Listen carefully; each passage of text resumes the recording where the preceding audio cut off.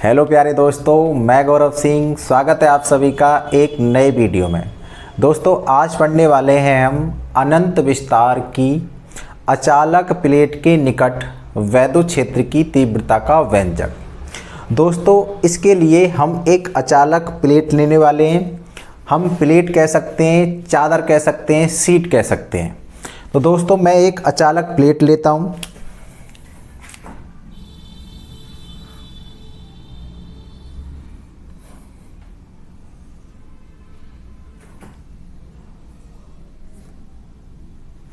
दोस्तों मेरे पास ये अचालक एक प्लेट है।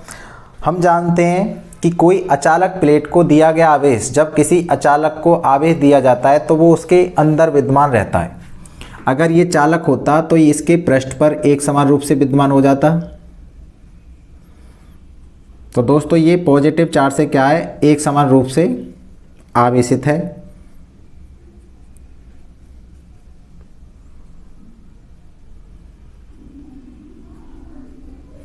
ठीक है दोस्तों, अब हमें इसके निकट वैद्युत क्षेत्र की तीव्रता का व्यंजक ज्ञात करना है।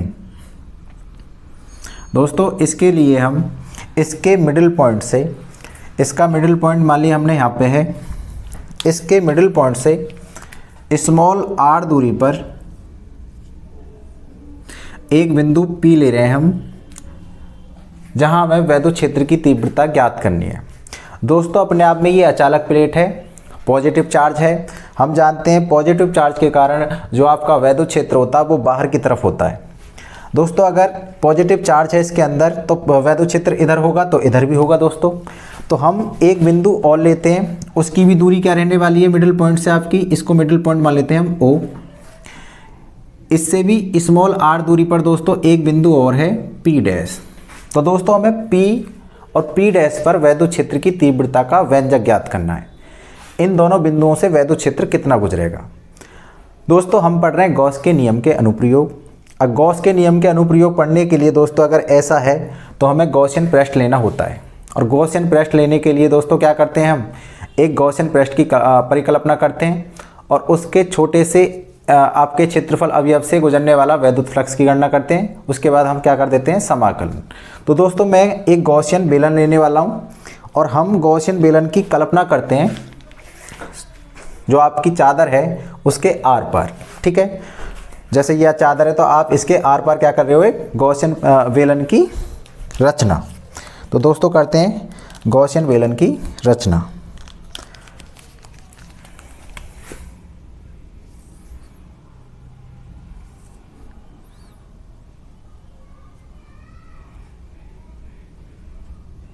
जो दोस्तों आपका बिंदु P हो गया, इधर भी करनी है हमें गॉसियन बेलन के आर पार। तो दोस्तों इस तरीके से आप देख सकते हैं, यह आपका क्या रहा बिंदु P डैश। अब दोस्तों बात कर लेते हैं थ्योरी की। थ्योरी इधर लिखी है मैंने, माना अनंत विस्तार की एक समान धनावेशित। दोस्तों ये अनंत विस्तार की एक समान धनावेशित अचालक समतल सीट कह सकते हैं, चादर कह सकते हैं, जिसका आवेश पृष्ठीय घनत्व सिग्मा है। दोस्तों ये क्या होता है, दोस्तों रेखीय आवेश पृष्ठ घनत्व सिग्मा जब किसी पृष्ठ पर जो आवेश होता है, पृष्ठ का मतलब कह सकते हैं पृष्ठ को क्षेत्रफल, कोई भी क्षेत्रफल पर आवेश होगा उसको लिखा जाता है सिग्मा से, उसको कहा जाता है पृष्ठीय आवेश घनत्व। तो दोस्तों सिग्मा क्या आपका Q/A। माना सीट के निकट स्मॉल r दूरी पर दोनों ओर दो बिंदु P व P डैश हैं। दोस्तों एक बिंदु आपका P है स्मॉल r दूरी पर और दूसरी तरफ स्मॉल r दूरी पर ही क्या है, बिंदु P डैश, जहां हमें वैद्युत क्षेत्र की तीव्रता की गणना करनी है। दोस्तों इसके लिए हम सीट के आर पार एक गॉसियन बेलन की कल्पना करते हैं। ये क्या अपने आप में गॉसियन बेलन। ठीक है दोस्तों, तब क्षेत्रफल अवयव से गुजरने वाला, क्षेत्रफल अवयव dA से गुजरने वाला वैद्युत फ्लक्स। दोस्तों गॉस की प्रमेय यूज करने के लिए हम क्या करते हैं, जो आपका गॉसियन पृष्ठ होता है उसका हम छोटा सा क्षेत्रफल अवयव लेते हैं, उसके लिए निकालते हैं वैद्युत फ्लक्स, और उसके बाद छोटे छोटे एरिया एलिमेंट्स को अगर टोटल किया जाए, क्षेत्रफल अवयवों को टोटल किया जाए, तो हम क्या कर देते हैं बाद में समाकलन। तो मैं क्या करने वाला हूँ दोस्तों, ये आपका समतल भाग रहेगा, ये आपका वक्रीय भाग रहेगा। तो दोस्तों इधर मैं मान लेता हूँ एक छोटा सा क्षेत्रफल अवयव है और इसकी दिशा दिखा देते हैं, डी ए बाहर की ओर हो गई। दोस्तों ये पॉजिटिव चार्ज है, इसके कारण वैद्युत क्षेत्र भी किधर होगा, इधर ही होगा आपका ई। और आप देख सकते हैं वैद्युत क्षेत्र और क्षेत्रफल अवयव के मध्य जो एंगल है, दोनों एक दूसरे के अनुदिश हैं, तो एंगल रहने वाला है 0। ठीक है दोस्तों, तो समतल भाग पर क्या रहने वाला है, एंगल 0। अगर हम बात करें वक्रीय भाग की, तो दोस्तों वक्रीय भाग पर आपका क्षेत्रफल रहेगा आपका ऊपर की ओर। अगर देखें आप तो ये आपका क्षेत्रफल रहेगा अवयव ऊपर की तरफ, और आपका क्षेत्रफल अवयव ऊपर की तरफ, और आपका वैद्युत क्षेत्र रहेगा इधर। तो आप देख सकते हैं एंगल कितने का रहेगा, 90 का। और दोस्तों अगर 90 रहेगा तो आप जानते हैं फ्लक्स होता है फाई बराबर ई डी ए कॉस थीटा, और कॉस 90 की वैल्यू होती है 0। तो आप कह सकते हैं कि वक्रीय भाग से गुजरने वाला नेट वैद्युत फ्लक्स शून्य होता है। केवल किससे आपका इंक्लूड होता है, आपका केवल कौन सा भाग होता है, समतल भाग से जो निकलने वाला वैद्युत फ्लक्स होता है वो गिना जाता है, वो उसका योगदान होता है नेट वैद्युत फ्लक्स में। दोस्तों यही कहानी इधर रहने वाली है, क्षेत्रफल अवयव आपका इधर रहेगा और वैद्युत क्षेत्र भी क्या रहेगा आपका इधर ही। तो दोनों के मध्य एंगल क्या रहने वाला है, 0 का। तो दोस्तों कितना रहेगा आपका नेट वैद्युत क्षेत्र इस भाग के कारण और इस भाग के कारण नेट वैद्युत फ्लक्स। तब दोस्तों क्या रहने वाला है, नेट वैद्युत फ्लक्स। अब हम इसको थ्योरी को रफ कर देते हैं। अब करते हैं डेरिवेशन। बड़ा ही आसान डेरिवेशन है दोस्तों, जितनी मैंने थ्योरी लिखवाई है दोस्तों आप इतनी थ्योरी लिखना, और जैसे जैसे मैं बता रहा हूँ ऐसे करके आना, आपको पेपर में पूरे के पूरे नंबर मिलेंगे आपको। ठीक है, तो दोस्तों क्षेत्रफल अवयव डी ए से गुजरने वाला वैद्युत फ्लक्स क्या रहेगा, ई इंटू क्षेत्रफल सदिश। दोस्तों छोटा सा क्षेत्रफल सदिश है और छोटे से क्षेत्रफल से गुजरने वाला भी क्षेत्र क्या होता है आपका, वैद्युत फ्लक्स छोटा, तो डी फाई। तो डी फाई अगर आप अदिश को दो अदिशों का डॉट खोलते हैं तो क्या आता है दोस्तों, E D A cos theta D phi. Angle कितना दोनों के मध्य आपका कितना है, 0 का। एंगल लिया जाता है क्षेत्रफल सदिश और आपके वैद्युत क्षेत्र के मध्य का। तो एंगल रास 0, और हम जानते हैं कॉस 0 की वैल्यू कितनी होती है दोस्तों, 1, चूँकि कॉस 0 बराबर होता है दोस्तों 1। ठीक है,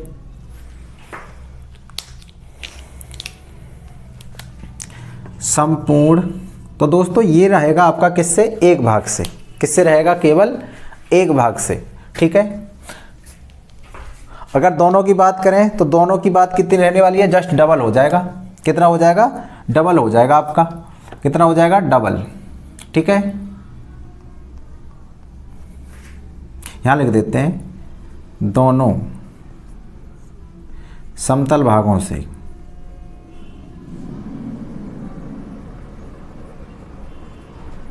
गुजरने वाला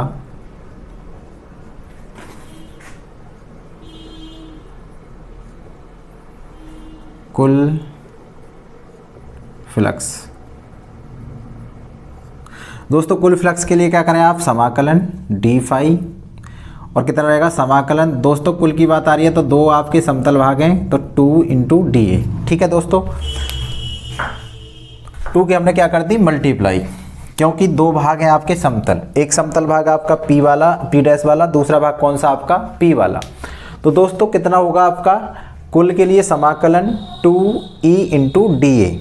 अब बात करते हैं आगे दोस्तों, डी खत्म हो जाएगा आपका, क्या रहेगा फाई। दोस्तों 2 बाहर, ई बाहर, कितना रहा आपका डी ए। तो दोस्तों ये भी क्या रहेगा आपका 2e, डी भी खत्म, डी ए। ठीक है, अब बात करते हैं दोस्तों फाई बराबर क्या लगा सकते हैं हम, गॉस की प्रमेय की बात करते हैं। गॉस की प्रमेय से दोस्तों गॉस की प्रमेय क्या होती है आपकी, फाई बराबर कुल आवेश Q और एप्सिलॉन नॉट। फाई की वैल्यू हमने निकाल रखी है दोस्तों, कितनी होगी 2EAQ बटे एप्सिलॉन नॉट। दोस्तों अगर यहाँ से देखें हम तो Q बराबर क्या हो जाएगा आपका, Q बराबर हो सकता है सिग्मा A, Q बराबर सिग्मा A। तो दोस्तों Q की जगह लगा देते हैं सिग्मा A, तो आपका 2EA और Q की जगह कितना लगाते हैं सिग्मा A, क्योंकि दोस्तों क्या होता है आपका सिग्मा बराबर Q अपॉन A। ठीक है, इतना करने के बाद A से A खत्म हो जाएगा दोस्तों। ठीक है,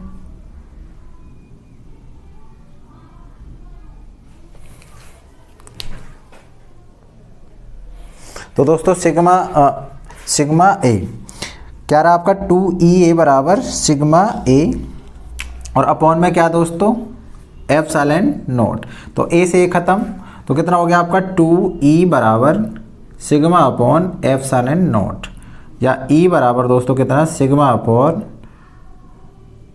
2 एप्सिलॉन नॉट न्यूटन पर कूलम। तो आपका अनंत विस्तार की कोई अचालक समतल चालक प्लेट है, अचालक समतल प्लेट है, तो उसके निकट वैद्युत क्षेत्र की तीव्रता का व्यंजक कितना होता है दोस्तों, E बराबर सिग्मा अपॉन 2 एप्सिलॉन नॉट।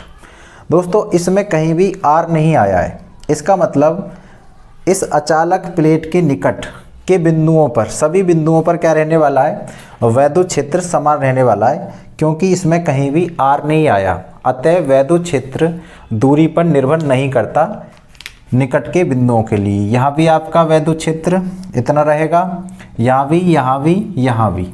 तो दोस्तों ये आपका डेरिवेशन होता है यहाँ तक कंप्लीट। आई होप ये आपको वीडियो पसंद आया होगा। अगर ये वीडियो आपको पसंद आया तो दोस्तों वीडियो को लाइक करें, नए हैं तो चैनल को सब्सक्राइब करें। जय हिंद।